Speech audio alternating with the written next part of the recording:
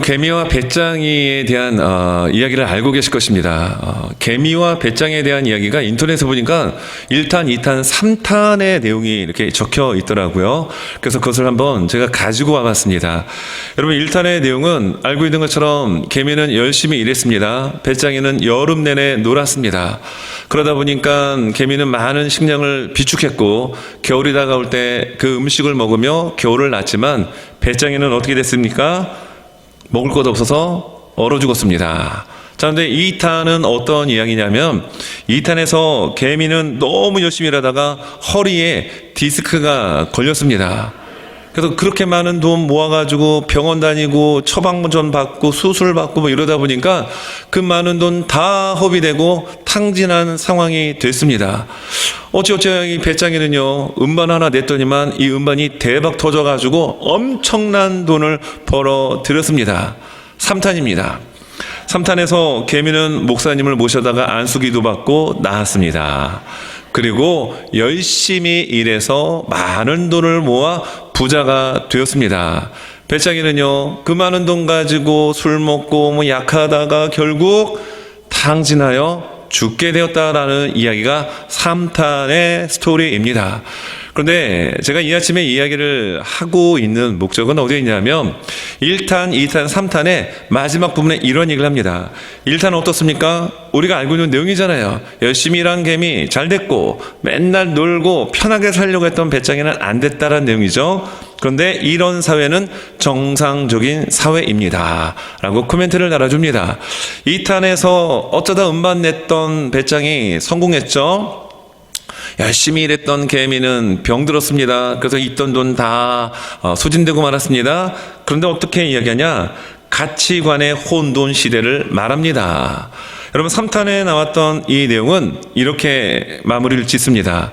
다시 정상적인 가치관으로 돌아온 이야기입니다. 여러분, 우리가 살고 있는 이 시대는 정말 가치관의 혼란 속에 살아갑니다. 가치관의 혼재 속에서 우리가 살아가기 때문에 무엇이 진짜인지 무엇이 기준이 되는 진리인지 헷갈릴 정도로 혼돈 그 자체 속에서 우리는 살아가고 있습니다. 여러분, 이러한 혼돈의 시대 속에서 진정한 진리, 기준이 되어야 될 것이 무엇일까요? 하나님의 말씀이 우리의 기준이 되어야 합니다. 여러분, 진리를 알지니 진리가 너희를 자유케 할 것이다. 예수님의 말씀이셨습니다. 그런데 그 진리가 누구이냐라는 얘기입니다. 세상은 여러 가지로 이야기합니다. 그러나 진리는, 우리를 자유케 하실 이는 오직 예수 그리스도밖에 없습니다. 하나님의 말씀이 우리의 삶의 중심이 되어야 되고 우리의 가치관의 중심이 되어야 하며 우리의 기준이 되어야 합니다. 그래서 성경은 시편 1편 1절과 2절에서 복 있는 사람을 이렇게 정의합니다. 복 있는 사람은 악인의 꾀를 따르지 않습니다. 주인의 길에 서지 않습니다. 오만한 자리에 앉지도 않습니다. 그가 하는 일은 오직 여호와의 율법을 즐거워하여 그의 율법을 주야로 묵상하는 자로다. 여러분, 모두가 복 있는 사람이 되길 원합니다. 그리고 복을 받아 누리시길 바랍니다. 여러분, 그러려면 어떻게 해야 되냐는 얘기예요. 주야로 그의 말씀을, 율법을 묵상하는 자가 되어야 된다는 얘기입니다. 가치관의 혼돈 시대에 살아가는 우리는 세상의 가치를 따르지 않고 진리 되시는 예수 그리스도 하나님을 따르는 우리가 되어야 합니다. 그러려면 어떻게 해야 되느냐는 얘기입니다. 여러분, 성경 말씀을 보게 되면 오늘 우리가 느헤미야 8장의 말씀을 읽었지만 느헤미야는 1장부터 6장까지는 성벽 재건에 대한 이야기를 다루고 있습니다. 여러분, 성벽 재건 다 끝나고 이제 7장부터 마지막 후반부까지의 내용은 성벽만 쌓은 것이 중요한 게 아니라 외적 하드웨어만 준비한 게 중요한 게 아니라 그것을 움직일 수 있는 사람이 중요하다는 얘기입니다. 근데 그 사람이 무엇으로 변화되고 무엇으로 채워져야 되느냐, 이걸 다루고 있다는 얘기입니다. 여러분, 하나님의 사람, 성벽을 쌓은 것으로 끝나지 않고 만족하지 않고, 여러분, 진정한 부흥은 어디에 주어지느냐? 바로 하나님의 사람들의 마음에 하나님의 말씀이 채워질 때 그것은 부흥으로 연결되게 됩니다. 성벽 재건이 한참 진행이 되고 있었습니다. 그런데 이 성벽 재건을 방해했던 일당들이 있었습니다. 산발락과 도비아 일당들이 이제 느헤미야를 죽이려고 합니다. 왜냐하면 여러분, 많은 사람들 다 이렇게 어떻게 할 수가 없습니다. 그런데 한 사람만 처리하면 성벽 재건이 정지될 수 있었습니다. 그 사람은 느헤미야였습니다. 근데 이 느헤미야가 이 성벽 재건에 올인하다 보니까요, 이들이 첫 번째 보냈던 음모, 두 번째 음모에 넘어가지는 않습니다. 그러니까 세 번째 음모에 어떤 그 구체적인 방법이 동원이 되냐면, 이 느헤미야의 절친이었던 스마야를 돈 주고 매수합니다. 어떻게 매수를 할까요? 바로 느헤미야는 믿음 있는 사람이었습니다. 말씀의 사람이었습니다. 그리고 제사장 출신이었던 스마야 또한 당연히 말씀과 예배드리는 일에 전문가였죠. 근데 스마야가 안 보이는 겁니다. 그래서 느헤미야가 걱정돼서 두문불출했던 스마야의 집에 찾아갑니다. 근데 스마야가 이런 얘기를 합니다. 느헤미야야, 넌 나의 친구야. 뭐 이런 얘기는 없습니다, 성경에. 그런데 너를 죽이려고 하는 저들이 너를 오늘 밤에 찾아와서 죽일 수도 있다. 청부 살인업자를 보낼 수도 있고 자객을 보내서 쥐도 새도 모르게 너를 죽일 수 있어. 그러니 여기 있으면 위험하니까 우리가 살기 위해서, 네가 살기 위해서 하나님의 성소 안으로 들어가자라고 이야기를 합니다. 들어보니까 이 친구가 나를 생각해주는 마음이 고마웠습니다. 야, 우린 진짜 찐 친구야. 뭐 그런 느낌도 들었습니다. 그런데 느헤미야는 믿음의 사람이었고 말씀의 사람이었습니다. 통찰력과 분별력이 있었다라는 얘기예요. 이 스마야가 나한테 하는 얘기는 분명 나를 위한 것 같은데 가만히 생각해 보니까 아니더라는 얘기입니다. 왜입니까? 자기는 제사장이니까 성소 안에 들어가면 살 수 있지만 나는 외인이거든요. 제사장이 아니거든요. 제사장이 아닌 사람이 성소 안에 들어가면 죽였어야 합니다. 무슨 얘기입니까? 굳이 산발락과 도비아와 대적들에 의해서 죽이지 않고 율법에 의하여 죽일 수 있도록 산발락과 도비아가 느헤미야에게 엄청난 돈을 주고 그렇게 매수했던 겁니다. 그런데 느헤미야가 여기에 넘어갑니까? 안 넘어갑니까? 넘어가지 않았습니다. 왜입니까?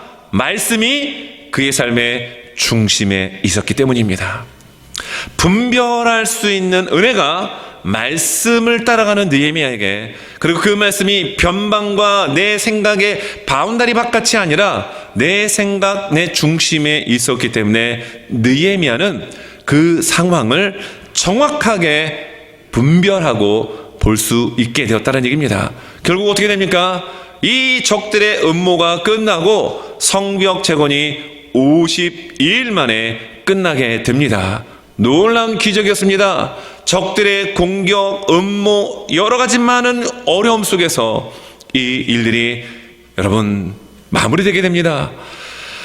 50일 만에 성벽 재건이 끝난 것도 놀라운 기적인데, 여러분 느헤미야를 보게 되면 6장 넘어 7장에는 포로로 끌려갔다가 돌아왔던 1차 포로 귀환자들의 이름과 수를 기록을 해주고 있습니다. 왜 그러냐 얘기예요. 여러분, 포로로 끌려갔다가 돌아왔을 때 그들의 정체성, 너희가 누구냐라는 얘기입니다. 성벽 다 쌓고 이제 다 된 것이 아니라 정말 내가 누구냐, 나는 누구인가에 대한 정체성을 알려주기 위하여, 더 나아가 공동체성을 확립시키기 위하여 수많은 이름들을 기록을 하고 몇 명이었더라라고 하며 7장이 끝나게 되죠. 그리고 오늘 우리가 읽었던 이 8장의 내용에서는 어떤 내용이 여러분 나오고 있습니까? 7월 초하루 첫째 날 이들이 모여서 낭독되는 하나님의 말씀을 듣습니다. 설교가 아닙니다. 강연이 아닙니다. 그냥 성경을 낭독하는 거예요. 율법을 읽어줄 뿐이었습니다. 근데 놀라운 일들이 일어납니다. 그들이 하나님의 말씀을 듣고 깨닫게 됩니다. 경청합니다. 변화되기 시작합니다. 그리고 느헤미야 주위에 있었던 레위 사람들의 출신들이 이 말씀을 해석해가지고 사람들에게 알게 해줍니다. 여러분, 그러니 그 말씀을 들었던 이들이 어떻게 됩니까? 오늘 9절 말씀에 나오는 것처럼 다 웁니다. 여러분, 하나님의 말씀이 낭독이 되고 하나님의 말씀이 해석되어져서 들려졌을 때 여러분 그들의 반응은 어땠냐는 얘기입니다. 눈물 흘리며 다 그들이 우는 회개의 역사가 여러분 나타나게 되더라는 얘기예요. 그래서 저는 오늘 이 설교의 제목처럼 하나님의 말씀이 중심입니다라고 하는 이 주제 안에 하나님의 말씀을 중심으로 마음에 두고 살아가는 사람은 어떤 변화의 모습을 보여주는지 오늘 성경을 통해서 한 몇 가지 전하고자 합니다. 여러분, 우리 모두는 하나님의 말씀이 우리의 삶의 중심이 될 수 있길 바랍니다. 옆에 분들 한번 바라보면서 인사해 봅니다. 내 삶의 중심은 하나님의 말씀이 됩니다 라고 한번 인사해 봅니다. 내 삶의 중심은 하나님의 말씀입니다. 아멘입니다. 여러분, 그러므로 여러분 눈을 크게 뜨시고 귀를 쫑긋 세우시고 말씀에 집중하시기 바랍니다. 여러분, 첫째, 여러분 성경을 보니까 이들은 말씀을 가까이 하였다는 얘기예요. 말씀을 어떻게 합니까? 가까이 했다는 얘기입니다. 1절입니다. 이스라엘 자손이 자기들의 성읍에 거주하였더니 7째 달에 이르러 모든 백성이 일제히 수문앞 광장에 모여 학사 에스라에게 여호와께서 이스라엘에게 명령하신 모세 율법책을 가져오기를 청하매. 여러분, 7월이라고 얘기합니다. 그리고 그 다음 절 2절에서는 7월 7째 달 초하루라고 얘기합니다. 그러니까 이때가 어떤 시즌이냐라고 한다면 태양력으로 양력으로 하면은 가을입니다. 한 9월 말에서 한 10월쯤입니다. 이들의 종교력으로는 성경이 말씀하고 있는 것처럼 7월 1일입니다. 그런데 이들은 이 종교력 7월 1일을 신년으로 시작을 합니다. 우리가 이제 12월 31일 딱 카운트다운을 하잖아요. 그리고 이제 그 해가 넘어가면서 1월 1일이 되면 첫 인사가 어떻게 시작이 됩니까? 해피 뉴 이어, 새해 복 많이 받으십시오 라고 하며 새해가 시작이 됩니다. 바로 여기 나오는 7월 초하루는 나팔절로서 이스라엘 백성들에게 있어서는 신년, 새해가 되는 건데요. 성경에 보니까 성벽공사 마치고 난 다음에 이들이 지금 에스라에게 나옵니다. 근데 무엇을 요청합니까? 오늘 1절 말씀에 굉장히 중요한 부분이 나오는데 1절 후반부를 보면 이렇게 얘기합니다. 학사 에스라에게 여호와께서 이스라엘에게 명령하신 모세 율법책을 가져오기를 청하매. 누가요? 누가 에스라로 하여금 그 율법의 책을 가져오기를 요청하고 청하게 됩니까? 이스라엘 자손들과 백성들이 에스라에게 와서 율법의 책을 가져올 수 있도록 요청하다는 얘기입니다. 여러분, 구약 성경 전체를 눈 씻고 찾아봐도 이스라엘 백성이 선지자나 또는 제사장에게 가가지고 우리가 하나님의 말씀을 듣기를 원하니 율법책을 가져다가 우리에게 깨닫게 하여 주시고 읽어주십시오라고 하는 장면이 나옵니까? 안 나와요. 구약 성경에서 처음 있는 사건입니다. 놀라운 사건입니다. 보통 선지자들이 죄 짓고 하나님의 뜻을 알지 못하고 방황하는 무리들에게 찾아가서 하나님의 말씀을 전하는 패턴인데, 오늘 성경은 이스라엘 백성들이 에스라에게 와서 이 율법의 말씀의 책을 가져오기를 요청하다는 얘기입니다. 여러분, 이스라엘 백성들이 성벽을 쌓고 성벽이 완공되어지는 가운데 하나님의 놀라운 은혜를 경험하게 됩니다. 한 손에는 연장을 들고 벽돌을 쌓고 한 손에는 병기를 들고 또는 그룹으로 갑옷을 입은 군사를 나누고 노동할 수 있는 그룹으로 나누어서 성벽 공사를 하다 보니 일의 속도가 얼마나 느리겠습니까? 그런데 놀랍게도 52일 만에 여러분 어떻게 이 성벽 공사가 마무리될 수 있냐는 얘기입니다. 하나님이 함께 하셨기 때문입니다. 하나님의 놀라운 은혜였기 때문입니다.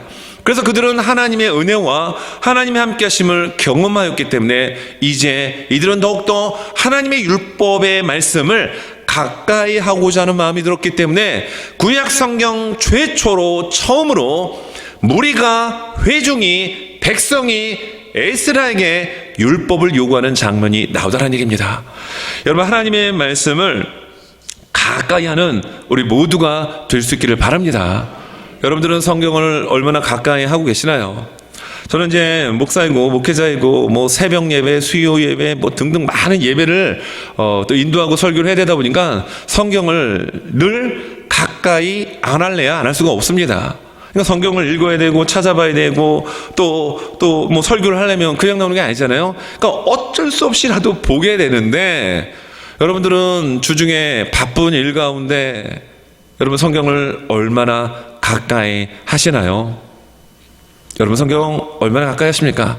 그냥 한쪽 귀퉁이에다 툭 주일 예배 끝나고 집에 가면 던져놨다가 탁 그냥 주일날 아침 되면 툭 들어서 먼지 털고 툴툴 털고 나오십니까? 아, 저는 아니에요 하고 막 고개를 저으시는 분들이 계십니다. 저도 이렇게 가끔 신방을 하다 보면요, 집에 이렇게 가면 성경을 책상에다 이렇게 펴놓고 있는 그 분들을 여러 번 봅니다. 제가 그거 볼 때마다 정말 은혜가 됩니다. 여러분 성경을, 하나님의 말씀을 가까이 할 수 있는 우리 모두가 될 수 있기를 바랍니다. 오늘 이 성벽 공사가 끝이 아니라 또 다른 부흥의 시작이 되기 위해서 그들은 말씀, 하나님의 율법을 먼저 요청하는, 가까이 하는 모습을 보여주더란 얘기예요. 여러분 주변에 보게 되면 애완견을 끌고 이렇게 산책하는 분들 참 많이 계십니다. 하루에 한 번 정도 뭐 30분이 됐든 뭐 몇 분이 됐든 간에 산책을 시키는 것이 문화인 것 같습니다. 개들도 이왕 태어나려면 미국에 태어나야 될 것 같아요. 제가 사역했던 말레이시아에서 태어나면요, 개들은 정말 불쌍한 존재입니다. 물론 지금 한국도 문화가 많이 바뀌었지만 여름철 초복, 중복, 말복이 되면 개들에게는 아주 위급한 위기적 상황이 되기도 합니다. 사람들은 개를 바라보며 입맛을 돋구기도 합니다. 근데 그 개들이, 그 강아지들이 미국에 태어나면요, 웬만한 사람들보다 더 대우를 잘 받는 것 같아요. 동네에서 이렇게 보면은 개를 끌고 다니는데요, 개들도 뭐 요만한 개부터 해서 뭐 어마어마하게 큰 개들이 있는데 공통점이 있더라고요. 사람이 개를 끌고 가는 게 아니라 개가 사람을 끌고 가더라고요. 그리고 사람들 손에는 무엇이 있을까요? 성경이 있을까요? 아닙니다. 스마트폰에 빠져가지고 개가 끌고 가는 대로 막 그냥 이렇게 끌려가는 모습을 너무 자주 볼 수 있다는 얘기예요. 여러분, 여러분들 개인의 삶에서도요, 무엇을 정말 가장 가까이 하십니까? 물론 핸드폰, 스마트폰을 가까이 할 겁니다. 저도 그래요. 제가 어디를 나가게 되면 제일 먼저 챙기는 것은 열쇠와 핸드폰입니다. 그런데 여러분, 핸드폰 가운데도 여러 가지 많은 앱들이 있잖아요. 여러분 무엇을 주로 사용하십니까? 여러분 성경도 그 스마트폰을 통해서 앱 깔고 성경을 좀 볼 수 있는 은혜가 있길 바랍니다. 예, 찬양도 들을 수 있고요, 뭐 말씀도 들을 수도 있고요, 또 여러 가지 많은 유익한 것을 볼 수 있습니다. 여러분, 내가 무엇을 가까이 하느냐. 그런데 놀랍게도 성벽 공사를 마친 이스라엘 백성들은 에스라에게 와서 요청을 합니다. 무엇을요? 빵과 음료수를요? 아니었습니다. 우리의 영혼에 힘을 줄 수 있는 하나님의 율법의 말씀을 가져오도록 요청하는 이 자세, 여러분 그들의 모습에는 하나님의 말씀이 중심에 차지하게 됩니다. 여러분 두 번째 보게 되면 이들의 모습 속에서는 하나님의 말씀을 사모하는 모습과 또 그 말씀을 경청하는 모습을 우리에게 보여줍니다. 자, 말씀 보게 되면 2절과 3절 말씀입니다. 자, 2절 3절에 보니까 일곱째 달 초하루에 제사장 에스라가 율법책을 가지고 회중 앞 곧 남자나 여자나 알아들을 만한 모든 사람 앞에 이르러 수문 앞 광장에서 새벽부터 정오까지 남자나 여자나 알아들을 만한 모든 사람 앞에서 읽음에 뭇 백성이 그 율법책에 귀를 기울였는데, 말씀합니다. 나팔절날 한 해가 시작되는 신년에 하나님의 말씀이, 율법이 낭독됩니다. 그런데 2절과 3절 말씀에 보면 반복되는 말씀이 나옵니다. 그 말씀은 바로 남자나 여자나 알아들 만한 모든 사람 앞에서 율법을 읽었다라는 얘기예요. 여러분 2절과 3절의 이 말씀을 왜 두 번씩이나 강조했습니까? 그들은 하나님의 말씀을 정말 사모했다는 얘기입니다. 남자만 여자만 있었던 것이 아니라 하나님의 말씀이 낭독만 되더라도 그 말씀을 들을 수 있는 멀쩡한 육신의 청각력만 있으면 다 모였다라는 얘기입니다. 모든 사람들이 모였다라는 것을 2절과 3절에서 강조를 합니다. 그리고 3절 말씀을 보게 되면 귀를 기울였는데 라는 표현이 나오죠. 여기 3절에 귀를 기울였는데 라고 하는 이 원문은요, 이 주어가 무백성이 아닙니다. 한국어 버전은 이 3절 말씀에 이렇게 나옵니다. 후반부. 자, 무백성이 그 율법책에 귀를 기울였는데 라고 기록을 했죠. 그런데 주어는 무백성이 아니고 귀가 원문에 보면 주어로 이렇게 나오더라고요. 무슨 얘기일까요? 이걸 이렇게 읽을 수 있습니다. 모든 백성의 귀가 율법책에 따라 그 말씀을 경청하고 들었다라는 얘기입니다. 백성이 된 게 아니라 무엇을 강조하고 있다고요? 이 귀를 강조하고 있다는 얘기입니다. 여러분, 보통 시끄러운 자리에 가서 대화 나누면은 대화가 잘 됩니까? 대화가 잘 안 됩니다. 제가 몇 주 전에 그 결혼식장에 한번 갔는데, 미국 결혼식장에서는 왜 이렇게 음악을 크게 틀는지 모르겠어요. 저도 미국 와서 결혼식장을 좀 여러 차례 많이 다녔는데, 특징이 하나 있더라고요. 일단 음식을 많이 주더라고요. 근데 너무 느리게 나와요. 메인이 너무 느리게 나오는 경우가 왕왕 있더라고요. 그리고 음악을 엄청 크게 틀다 보니까요, 바로 앞에 있는 사람하고도 얘기하는데 잘 안 들립니다. 그래서 그 분이 하는 얘기가 중요한 얘기인 것 같으면 저 같은 경우는 어떻게 하냐면요, 얼굴을 좀 가까이 들이댑니다. 그래야 조금이라도 그 단어 하나를 놓치지 않고 들을 수 있기 때문에 그렇습니다. 우리는 이 시간 지금 예배를 드립니다. 특별히 이 시간 말씀 듣는 시간입니다. 그러니까 저는 앞에서 여러분들을 바라보며 말씀을 전하고 있습니다. 근데 여러분들 얼굴 표정을 보면요, 야, 이분이 말씀에 지금 집중하고 있구나. 사람이 앉아있는 게 아니라 사람의 귀가, 우리 여러 성도분들의 귀가 진짜 말씀에 귀를 기울이고 있구나. 이 원문의 표현은 이겁니다. 백성의 귀가 율법의 책에 달라붙었다라는 뜻이거든요. 근데 여러분들의 얼굴 표정들을 보게 되면 말씀을 듣는 표정, 여러분들의 눈동자, 여러분 모션 하나하나가 말씀에 집중하고 있다는 것을 저는 한 70% 정도는 느낄 수 있습니다. 앞에 계신 모든 분들 지금 아주 집중 잘하고 계십니다. 은혜가 됩니다. 저 뒤에 계신 분들도 은혜가 됩니다. 왜냐하면 귀가, 얼굴이 뒤로 이렇게 가는 게 아니라 점점 앞으로 다가오고 있기 때문에 그렇습니다. 여러분, 오늘 백성들은요, 하나님의 말씀을 사모하는 모든 이들은 다 모였습니다. 남자나 여자나 그 이야기가 낭독된다 할지라도 알아들을 수 있는 청력만 있으면 다 모였습니다. 사모함이 느껴집니다. 그리고 무엇이 느껴집니까? 귀가 율법책에 탁 달라붙을 정도로 귀를 기울이고 경청하는 이 모습이 여러분 고스란히 성경에 표현되고 있다는 얘기입니다. 여러분, 하나님의 말씀이 들려줄 때 여러분의 귀를 쫑긋 세우고 귀를 더 크게 하고 말씀을 들을 수 있는 여러분의 영적인 귀가 될 수 있기를 예수님의 이름으로 축원합니다. 왜냐하면 말씀이 들려져야 우리의 믿음이 자라고, 말씀이 들려져야 그 말씀이 우리의 가치관을 형성하기 때문에 그렇습니다. 여러분의 하나님의 말씀은 여러분의 어디에 위치하고 계십니까? 하나님의 말씀이 여러분의 어디에 지금 자리 잡고 계십니까? 오늘 설교의 말씀 제목처럼 하나님의 말씀이 우리의 중심에 있습니다라고 고백하는 우리가 될 수 있길 바랍니다. 여러분, 성경 말씀 로마서 10장 17절 말씀에 보게 되면 이렇게 말씀하고 있는데, 자, 이 말씀을 같이 우리 한번 소리 높여 함께 읽도록 하겠습니다. 시작. 그러므로 믿음은 들음에서 나며 들음은 그리스도의 말씀으로 말미암느니라. 아멘입니다. 여러분들 믿음이 자라나길 원하십니까?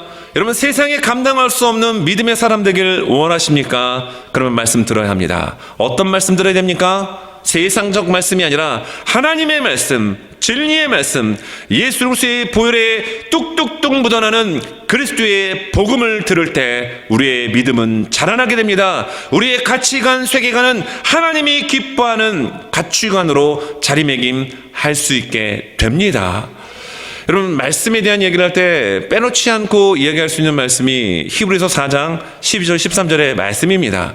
자, 이 말씀 한번 우리 화면을 보며 같이 한번 힘차게 읽습니다. 시작. 말씀은 살아있고 활력이 있어 좌우에 날선 어떤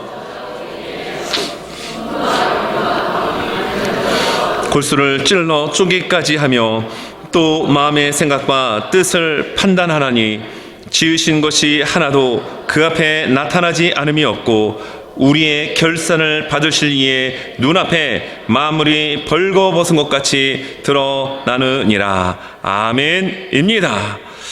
여러분, 여기에 나와 있는 이 말씀처럼 우리는 늘 말씀을 사모하고 말씀을 경청할 수 있는, 귀를 기울여 들을 수 있는 우리 모두가 될 수 있기를 간절히 원하는데요. 오늘 여러분 말씀을 보게 되면 12절, 13절의 말씀을, 오늘 본문 그 다음에 나오는 말씀인데 12절, 13절의 말씀을 보게 되면 이렇게 나옵니다. 자, 어떻게 나오냐면 모든 백성이 곧 가서 먹고 마시며, 자, 말씀이 낭독되는데 백성들이 울잖아요. 그러니까 이 날은 그 즐거워하는 날이다. 여호와를 기뻐하는 것이 우리의 힘입니다라고 하면서 그들이 이제 교제 시간, 친구의 시간을 나누게 됩니다. 자, 그럼 그들이 가서 먹고 마시며 나누어 주고 크게 즐거워하니 이는 그들이 그 읽어준 무엇 때문에 즐거워하느냐.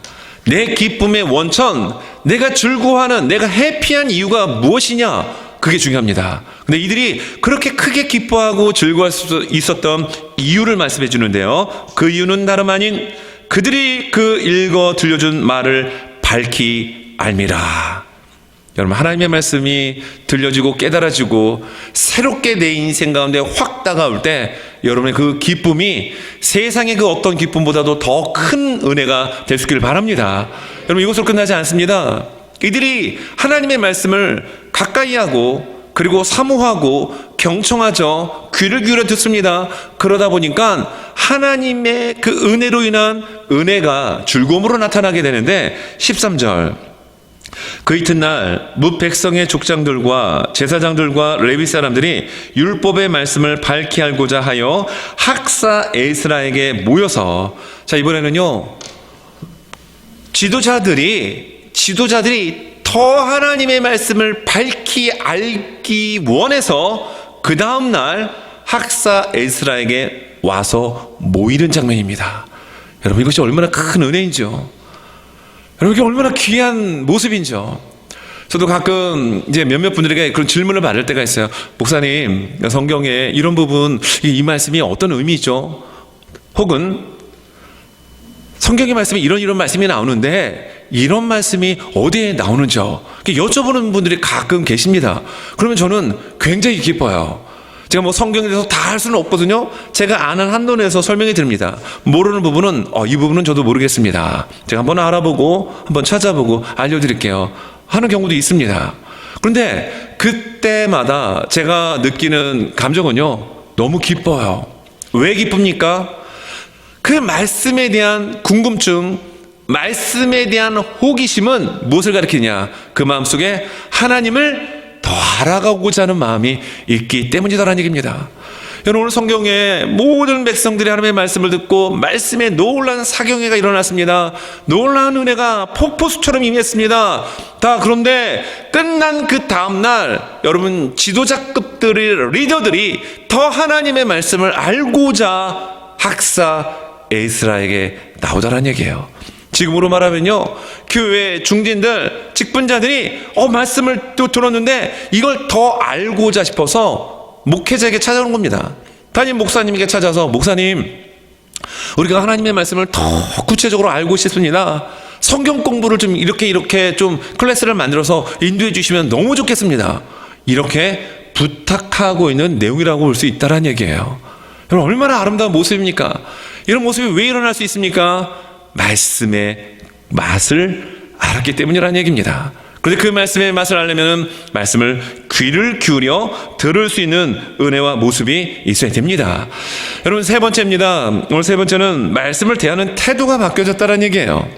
하나님의 말씀이 중심에 있는 사람의 모습은요, 그 말씀을 대하는 태도가 바뀌어지게 됩니다. 자, 말씀은 오늘 5절 말씀입니다.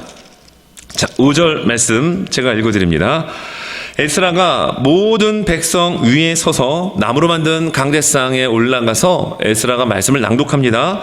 자, 그런데 그들 목전에 책을 펴니 책을 펼 때 모든 백성이 일어서니라. 아멘입니다. 저희 교회는 이제 말씀을 우리가 읽을 때 다 함께 자리에서 일어서서 말씀을 읽습니다. 여러분, 그 말씀을 우리가 일어서서 읽는 배경이 바로 이 말씀이에요. 여러분, 오늘 이 모든 백성들이 성경을 딱 펴니다. 펴니까 모두 일어났다는 얘기예요. 그 자리에 모인 모든 수문학 강정에 있던 이들이 다 일어나서 말씀을 듣습니다. 여러분, 이 모습은 어떤 모습일까요? 에스라가 여러분 다 자리에서 일어서시겠습니다라고 이거 손을 들었습니까? 그거 전혀 없었습니다. 그냥 성경을 율법을 폈을 뿐인데 여러분, 이들이 하나님의 말씀을 대하는 태도가 그 자리에서 앉아서 들을 수 없기에 다 일어서는 모습을 보여줍니다. 그리고 여기에 일어선이라고 하는 단어가 히브리 단어 아마드라는 단어를 쓰는데, 이 단어는 우리의 몸이 실제로 일어서는 것을 표현합니다. 그리고 또 어떤 의미를 담고 있느냐면요, 이 말은 말씀의 복종과 섬김과 더 나아가서는 순종의 모습까지도 알려주는 말씀이에요. 그러니까 말씀을 필 때 아직 설교가 시작되지 않았습니다. 말씀을, 성경을 열었을 뿐인데 일어서는 의미는 내가 하나님의 말씀이 무슨 말씀이 내게 선포되고 낭독된다 할지라도 나는 그 말씀에 복종하겠습니다. 그 말씀을 따르겠습니다. 그 말씀에 순종하겠습니다라고 하는 결단이라는 거예요. 그러니 여러분, 말씀이 그냥 낭독이 돼서 그냥 들려지기만 해도 은혜가 되는 겁니다. 왜일까요? 이미 그 말씀을 받을 준비가 되었기 때문이에요. 여러분, 말씀에 여러분 은혜 많이 받기를 원하십니까? 네, 그러면 여러분들은 저를 위해서 기도 많이 해주셔야 합니다. 그런데 더 중요한 것은요, 여러분이 강단에 서서 누가 말씀을 전하든지 말씀을 받아 먹을 수 있는 여러분의 심령의 밭이 중요합니다. 말씀을 받아 먹을 수 있는 여러분의 마음이 진짜 실력 있는, 영성 있는, 믿음 있는 마음의 밭이 될 수 있길 바랍니다. 그럼 말씀 지금 낭독도 안 됐습니다. 율법책 피기만 했는데도 일어섰을 때, 이 일어서면 몸의 일어선만이 아니라 순종하겠습니다. 그 어떤 말씀이라도 따르겠습니다. 그리고 여러분, 말씀을 보십시오. 그 다음 절에 6절에 보니까 에스라가 여호와를 송축합니다. 무릎을 꿇고 손을 높이 들고 주의 이름을 높여드리는데 백성들의 반응은 어떻습니까? 6절에 보니까 백성이 손을 들고 아멘 아멘 하고 응답하고 몸을 굽혀 얼굴을 땅에 대고 여호와께 경배하니라. 일어서는 것으로 끝나지 않습니다. 아멘 아멘, 맞습니다. 그 말씀이 맞습니다. 그리고 얼굴을 땅에 대고 하나님을 경배하는 태도와 모습이 달라지더라는 얘기입니다. 여러분, 우리의 마음에는, 중심에는 여러분 항상 하나님의 말씀이 우리 심령의 중심의 자리에 서 있을 수 있길 바랍니다. 많은 예 가운데 나오는 유명한 예죠. 여러분, 오뚜기는 7.8개의 어떤 대명사이기도 합니다. 7번 넘어져도 8번 일어날 정도로 오뚜기는 고난과 역경을 극복할 수 있는 대명사이죠. 그런데 오뚜기를 아무리 경사진대에 집어던져도, 아무리 굴곡이 진대에 던지더라도 오뚜기가 이렇게 중심을 잡고 일어설 수 있는 이유는 어디에 있을까요? 그 중심에 추가 있기 때문인 거예요. 가운데 추가 있으니까 넘어집니다. 자빠집니다. 쓰러집니다. 그런데 일어섭니다. 왜냐하면 고난은 우리에게 다가옵니다. 절망은 언제나 우리에게 넘칩니다. 그러나 말씀이 내 삶의, 내 심령의 중심에 있으면 일어섭니다.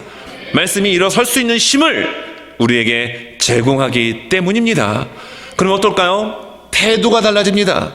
삶을 살아가는 라이프 스타일이 달라지게 돼 있더라는 얘기입니다. 오늘 이스라엘 백성들의 이 변화되는 모습, 그리고는 12절 13절의 말씀을 보니까 이 리더들이 그 말씀에 은혜 받고 더 알고자, 더 말씀을 깊이 알고자 에스라에게 나오는 이 모습, 그리고 변화되어져 가는 이 모습을 여러분, 성경은 우리에게 보여주고 있는데, 이 모습이 오늘 예배를 드리는 말씀을 듣는 저와 우리 모두의 모습으로 나타날 수 있기를 예수님의 이름으로 축원합니다. 결국 어떻게 될까요?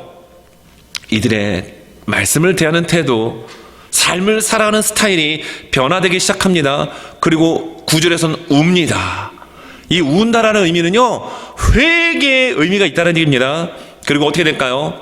이 말씀이 끝나고 난 다음에 초막절에 대한 이야기가 나옵니다. 여러분 7월달은 종교력 7월달은 7월 1일은 나팔절입니다. 그리고 7월 10일은 대속죄일입니다. 모든 백성들의 죄를 하나님 앞에 속죄받는 대속죄일이에요. 그리고 7월 15일부터 20일까지는 초막절로 지킵니다. 그런데 이 초막절에 대한 이야기를 하게 됩니다. 초막절날 어떻게 해라.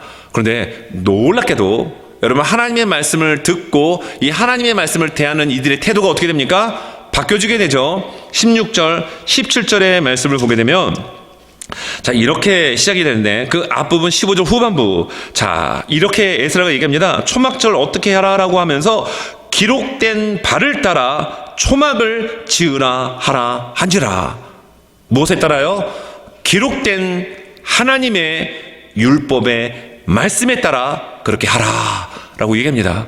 그런데 16절 17절 보니까 백성이 이에 나가서 나뭇가지를 가져다가 혹은 지붕 위에 혹은 뜰 안에 혹은 하나님의 전뜰에 혹은 숨은 광장에 혹은 에브라임 문 강장에 초막을 짓되 사로잡혔다가 돌아온 회중이 다 초막을 짓고 그 안에서 거하니 눈의 아들 여호수아 때로부터 그날까지 이스라엘 자손이 이같이 행한 일이 없었으므로 이에 크게 기뻐하며. 이들이 또 기뻐합니다. 왜 기뻐합니까? 여러분 12절 13절 그 앞부분에서는 이들이 하나님의 율법의 말씀을 밝게 알았기 때문에 기뻐했는데 여기서 또 이들이 기뻐하는 이유는 하나님의 말씀대로 순종하였기 때문에 기뻐합니다. 여러분 초막절은 이스라엘 백성들에게 있어서 반드시 지켜야 될 절기거든요. 지켜도 되고 안 지켜도 되는 이러한 선택의 절기가 아니라 필수입니다. 반드시 지켜야 되는 절기입니다. 근데 여호수아 때부터 지금까지 제대로 지킨 초막절이 없었다는 얘기입니다. 제대로 지킨 초막절이 있었는데 그때가 언제입니까? 지금 하나님의 말씀을 듣고 깨닫고 변화된 가운데 순종한 이 상태 모습 속에 진정으로 하나님이 기뻐 받으시는 초막절을 드리게 되었고 그로 인하여 하나님이 기뻐 받으시니 나도 기쁩니다라고 하며 크게 기뻐하며 라고 성경은 우리에게 말씀하고 있습니다. 여러분 하나님의 말씀을 대하는 태도는 우리는 어떻습니까? 예전에는요 성경책 하나도요 함부로 대하지 않았습니다. 저도 이제 중학교 2학년 때 교회를 나가면서 그때 믿음이 없었으니까 성경책을 좀 무서운 꿈 꾸면은 베개 삼아 자곤 했습니다. 왜냐면 성경책 베고 자면은 무서운 꿈 안 꿀 것 같아가지고. 물론 그런 적은 있었지만 그 이후로는 성경을 좀 이렇게 귀하게 여기게 되죠. 왜 성경을 귀하게 여기게 됩니까? 성경은 하나님의 말씀이기 때문에 그렇습니다. 여러분 정말 같은 책이라 할지라도요. 하나님의 성경, 하나님께서 나에게 모든 하나님의 나라와 하나님의 그 비밀을 알려주시는 성경이라고 한다면 여러분 그 말씀을 여러분은 어떻게 하겠습니까? 소홀히 여길 수가 없게 될 것입니다. 그 말씀이 들려집니다. 깨달아집니다. 나의 가치관을 수정시키고 변화시킵니다. 그러면 내 삶의 모습 또한 변화되고 여러분 하나님의 말씀에 순종하며 살게 됩니다. 1953년에 뉴욕에서 그 6명을 살해하고 연쇄살인범입니다. 7명에게 중상을 입힌 연쇄살인범이 있었습니다. 데이빗 버코위치라고 하는 사람인데 이 사람이 잡혔습니다. 감옥에 들어갔습니다. 그런데 감옥에서 우연찮게 성경을 읽게 됩니다. 성경을 읽으면서 이 사람이 변화가 돼버린 거예요. 사람을 볼 때마다 죽여야 돼. 이상한 소리를 하던 사람이 하나님의 말씀 성경을 읽으면서 변화가 됐습니다.